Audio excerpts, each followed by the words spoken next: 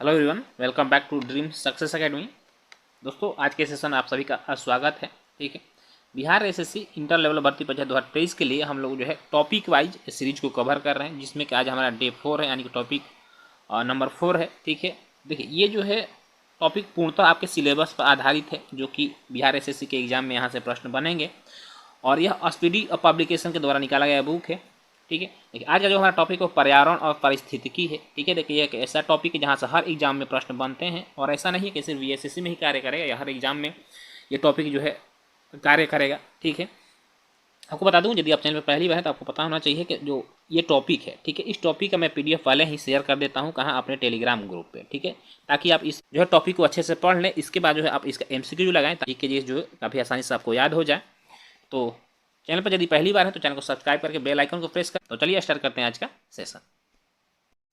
तो जैसे कि दोस्तों आप लोग आज का टॉपिक देख रहे हैं, हमारा क्या है, पर्यावरण, पारिस्थितिकी तथा प्रदूषण। ठीक है, इसका पीडीएफ मैं आप लोगों को शेयर कर चुका हूँ पहले। ठीक है, जो भी टेलीग्राम से जुड़े होंगे वो इस पीडीएफ को जरूर पढ़े होंगे, और आशा करता हूँ आप लोग जो है इस पीडीएफ को पढ़ लेंगे। चलिए अब इसका हम जो है हम लोग एमसीक्यूज लगाते हैं। ठीक है, देखते हैं आप लोग जो है 40 प्रश्न में कितने प्रश्न सही करते हैं, अपना स्कोर जरूर कमेंट करिएगा। दोस्तों, ये जो पेज है थोड़ा अच्छे से स्कैन नहीं हो पाया है, ठीक है, इसलिए मैं आप लोगों से माफ़ी चाहूँगा, किंतु मैं कोशिश करूँगा इसको अच्छे से पढ़ के आपको बता दूँ। जो मैं पढ़ूँ उसको गौर से सुनिएगा।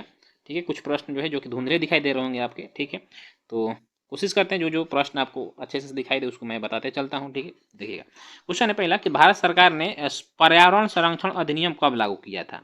तो पर्यावरण संरक्षण अधिनियम को भारत सरकार के द्वारा सन 1986 में लागू किया गया था। ठीक है, चलिए अगला क्वेश्चन देखिए, विश्व पर्यावरण संरक्षण दिवस कब मनाया जाता है? जैसे मैंने आज पोल भी इसका कराया था ग्रुप में, तो बहुत सारे लोग जो है इसको 5 जून मारे हैं। ठीक है, इसका आंसर क्या होगा आपका?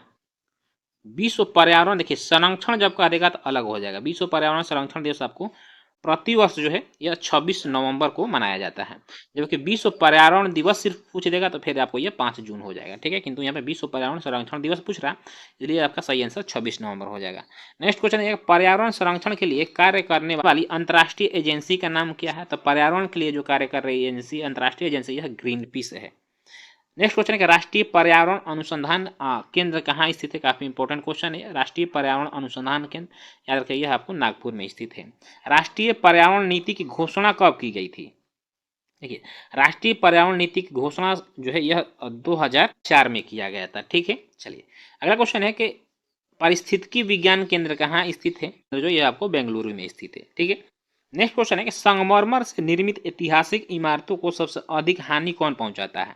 देखिए, जो भी संगमरमर से निर्मित ऐतिहासिक इमारत है उसको सल्फर डाइऑक्साइड से जो है खतरा होता है। जैसे आपको पता होगा, जो ताजमहल बना है हमारा, ठीक है, ताजमहल धीरे धीरे को जो है यह पीला पड़ते जा रहा है। ठीक है, तो यह आपको सल्फर डाइऑक्साइड का ही यह प्रभाव है, जिसकी वजह से ताजमहल धीरे धीरे पीला पड़ते जा रहा है। तो संगमरमर को जो सबसे अधिक हानि पहुंचाता है वह सल्फर डाइऑक्साइड है। ठीक है, चलिए नेक्स्ट क्वेश्चन है, अपघटक के अंतर्गत कौन आते हैं? तो देखिए, अपघटक के अंतर्गत वो इसमें से जीवाणु तथा कवक के दोनों हो जाएंगे, ए और बी आपके आंसर सही हो जाएगा। ठीक है, अपघटक किसे कहते हैं? तो यार अपघटक जो है जो तृतीय तृतीयक उपभोक्ता होता है उसे खाकर नष्ट कर देता है। जैसे कि आप मान लीजिए केंचुआ हो गया, ये भी अपघटक के अंतर्गत आ जाएगा। जैसे कीट हो गया, ये भी अपघटक के अंतर्गत आता है। तो यह जीवाणु तथा कवक इसमें हो जाएगा, ऑप्शन नंबर ए और बी हो जाएगा। ठीक है, चलिए नेक्स्ट क्वेश्चन देखिएगा, ग्रीन हाउस गैस के कारक कौन नहीं है? ऑक्सीजन है ग्रीन हाउस गैस का जो है उदाहरण नहीं है, बाकी जलवाष्प, मीथेन और कार्बन डाइऑक्साइड आपको ग्रीन हाउस गैसों में इनकी गिनती होती है। ठीक है, चलिए नेक्स्ट क्वेश्चन देखिए, विश्व आर्द्र भूमि दिवस, देखिए काफी इंपॉर्टेंट क्वेश्चन है ये। विश्व आर्द्र भूमि दिवस कब मनाया जाता है?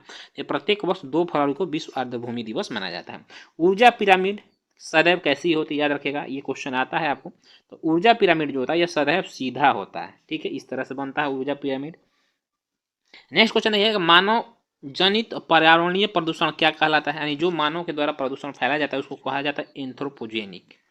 जैव विघटित प्रदूषक क्या है? तो यार जैव विघटित प्रदूषक जो है यह वाहित माल हो जाएगा।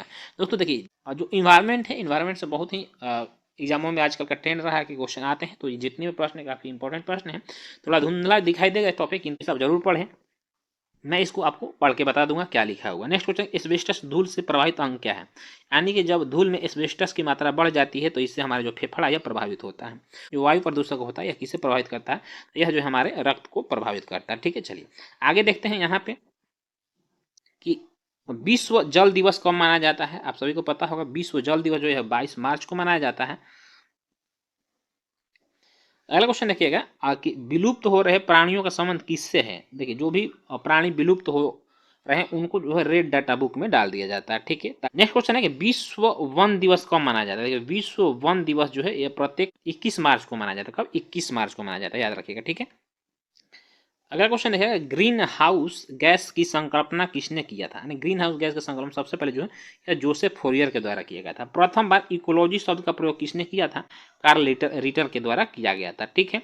दोबारा जी डांसले के द्वारा किया गया था, किंतु इकोलॉजी का प्रथम बार पूछ रहा था, आपको रिटर हो जाएगा। क्वेश्चन नंबर अगला है कि परितंत्र में ऊर्जा का मुख्य स्रोत क्या है। देखिए परितंत्र में जो ऊर्जा का मुख्य स्रोत है, ठीक है, यह आपको सूर्य हो जाएगा।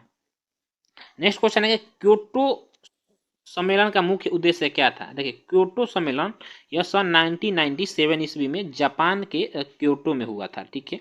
और इसका जो मुख्य उद्देश्य था कार्बन डाइऑक्साइड की मात्रा को क्या करना, कम करना था, यानी CO2 को कम करना था। अगला क्वेश्चन है कि वायु प्रदूषक शीशा से प्रभावित अंग कौन सा है, यानी शीशा से क्या प्रभावित होता है। तो यदि वायु में शीशा की मात्रा जो है फैल जाती है तो फिर उसे हमारा जो उदर होता है उदर प्रभावित होता है।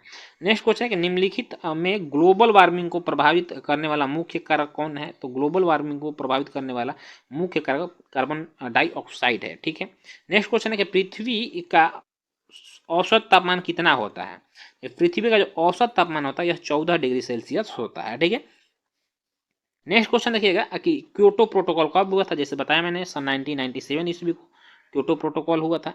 और अगला क्वेश्चन है कि विश्व पर्यावरण दिवस। देखिए यहाँ पूछ रहा है विश्व पर्यावरण दिवस कब मनाया जाता है। यह 5 जून को मनाया जाता है। संरक्षण दिवस पूछे थे, विश्व पर्यावरण संरक्षण दिवस, तो आपको 26 नवंबर हो जाएगा। नेक्स्ट क्वेश्चन है कि थोड़ा सा अच्छे से दिखाई नहीं, हाँ ये नहीं देखा, कह रहा है कि नदियों में जल प्रदूषण की माप किसके माध्यम से ज्ञात किया जा सकता है। तो ऑक्सीजन की घुली हुई मात्रा से नदियों में जो है आप जल प्रदूषण की मात्रा को ज्ञात कर सकते हैं। और नेक्स्ट क्वेश्चन है कि जैव विविधता दिवस। देखिए पूछ रहा है जैव विविधता दिवस कब मनाया जाता है। तो यह प्रत्येक वर्ष 22 मई को, कब 22 मई को जैव विविधता दिवस मनाया जाता है, ठीक है। देखिए दोस्तों ये काफ़ी अच्छे से तो नहीं दिखाई दे रहा किंतु मैं इसको पढ़ रहा हूँ, आप इसे समझ लीजिएगा, ठीक है। देखिए नेक्स्ट क्वेश्चन देखिएगा कि सर्वाधिक अस्थाई परिस्थिति कौन है। तो सर्वाधिक अस्थाई परिस्थिति जो है यह आपको महासागर है। नेक्स्ट क्वेश्चन देखिएगा कि भोपाल में यूनियन कार्बाइड फैक्ट्री में मिथाइल आइसोसाइनाइड गैस का रिसाव कब हुआ था। सन पूछ रहा था, यह सन 1984 ईस्वी में हुआ था। कब? 1984 ईस्वी में मिथाइल आइसोसाइनाइड जो है रिसाव हुआ था, जिससे बहुत सारे लोगों का जो मृत्यु हो गई थी। अगला क्वेश्चन है कि परितंत्र शब्द का प्रयोग सर्वप्रथम किसने किया था। तो यह जो है आपको रिटर के द्वारा किया गया था, ठीक है। नेक्स्ट क्वेश्चन देखिएगा। नेक्स्ट क्वेश्चन कह रहा है राष्ट्रीय वन नीति कब लागू किया गया था। राष्ट्रीय आपको वन नीति पूछा 1988 में लागू किया गया था राष्ट्रीय वन नीति, ठीक है। देखिए नेक्स्ट क्वेश्चन है आपका कि ओजोन परत के संरक्षण से संबंधित मॉन्ट्रियल प्रोटोकॉल क्या है पूछा। मॉन्ट्रियल प्रोटोकॉल कब हुआ था। तो याद रखिए 16 सितंबर याद रखिएगा सन 1987 ईस्वी को मॉन्ट्रियल प्रोटोकॉल हुआ था। मॉन्ट्रियल कहाँ है याद रखिए, मॉन्ट्रियल आपको कनाडा में है, ठीक है, जहाँ पे ओजोन संरक्षण के लिए सम्मेलन किया गया था। नेक्स्ट क्वेश्चन है कि राष्ट्रीय जल नीति की घोषणा कब की गई थी। इसकी घोषणा सन 2002 ईस्वी में किया गया था। अगला क्वेश्चन है कि जल और प्रदूषण से प्रभावित अंग कौन सा है। तो जल से प्रदूषण से जो प्रभावित होता है यह हमारा मस्तिष्क होता है, ठीक है। पारा, ठीक है, प्रदूषक, ठीक है, से प्रभावित अंग कौन सा है। तो यह मस्तिष्क होता है। ऑप्शन नंबर डी हो जाएगा। नेक्स्ट क्वेश्चन है क्योटो प्रोटोकॉल। देखिए कह रही है क्या, क्योटो प्रोटोकॉल कब हुआ था। तो यह याद रखिए 1997 ईस्वी में हुआ था। अगला क्वेश्चन है प्रथम पृथ्वी सम्मेलन कहाँ पर किया गया था। यह रियो डी जेनेरियो में किया गया था। और यह कहाँ है, रियो डी जेनेरियो याद रखिए यह ब्राजील में है, ठीक है। 22 मार्च को हुआ था, 22 मार्च 1992 ईस्वी को, जो कि रियो डी जेनेरियो में हुआ था। और ठीक है अगला क्वेश्चन है कि ओजोन परत को कौन नष्ट करता है। ओजोन परत को कौन नष्ट करता है। तो ये आपको कार्बन फ्लोरोकार्बन CFC गैस करता है, ठीक है। और नेक्स्ट क्वेश्चन देखते हैं। इसमें से जैविक घटक का कौन सा भाग नहीं है, शायद है ये, तो आपको वायु हो जाएगा इसमें। नेक्स्ट क्वेश्चन है कि देखिए दोस्तों आगे बहुत ही मतलब धुंधला दिखाई दे रहा है, जो कि नहीं समझ में आ रहा है, किंतु ये एक है पृथ्वी दिवस कब मनाया जाता था। याद रखिए यह आपको 22 अप्रैल को प्रतिवर्ष पृथ्वी दिवस मनाया जाता है, ठीक है।